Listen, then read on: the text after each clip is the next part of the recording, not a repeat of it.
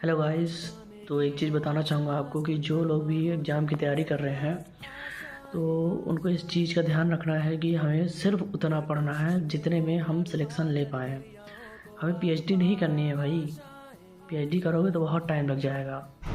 सबसे पहले ही प्रायोरिटी होना चाहिए कि हमें एक जॉब लेनी है और उसके बाद डेप्थ में जाना है कोई चीज़ को।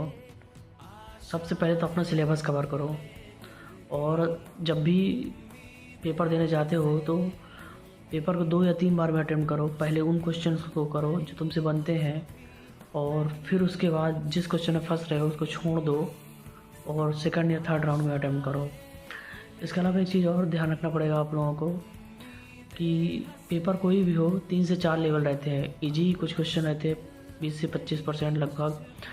परसेंटेज वेरी कर सकता है कम या ज़्यादा। उसके अलावा 40 से 45% के आसपास, 50% के आसपास मीडियम रहते हैं।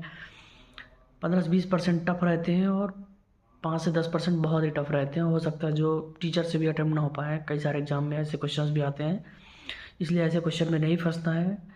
हमें टाइम मैनेजमेंट का प्रॉपर ध्यान देना है, एक्यूरेसी का ध्यान देना जिसमें माइनस मार्किंग रहती है। और आप जब तैयारी करते हैं तो रिवीजन बहुत इम्पॉर्टेंट है। 10 बुक से नहीं पढ़ना है, एक ही बुक से पढ़ना है, 2 ही बुक से पढ़ना है, जहाँ से भी पढ़ना है और 8-10 बार पढ़ना है, जितनी बार हो सके परफेक्शन लाना है। और रिवीजन बहुत ज़रूरी है। आप यदि पढ़ते हैं एक सब्जेक्ट से दूसरा, दूसरे से तीसरा, तो दूसरे के ज़रूर रिवीजन करें।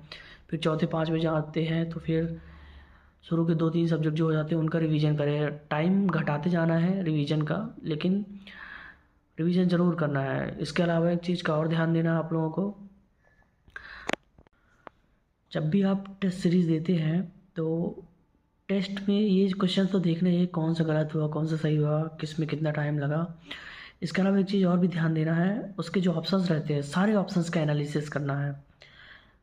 अच्छे से देखना है कि चारों ऑप्शन में से उससे कौन कौन से क्वेश्चंस बन सकते हैं। इस तरीके से हमें टेस्ट का एनालिसिस करना है और टेस्ट ज़रूर दें, उससे एक्यूरेसी बढ़ती है। और आप मतलब नए नए क्वेश्चंस का ट्रेंड क्या है, कौन से टॉपिक्स ज़्यादा कवर करता है।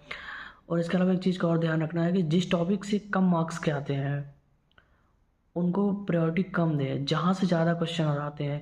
एक चीज़ और ध्यान देना कि जैसे कुछ सब्जेक्ट्स ऐसे होते हैं कम मार्क्स के आते हैं लेकिन उनका टाइमिंग भी कम होता है, बहुत छोटा सिलेबस होता है, तो हमें सिलेबस के अकॉर्डिंग ही चलना है।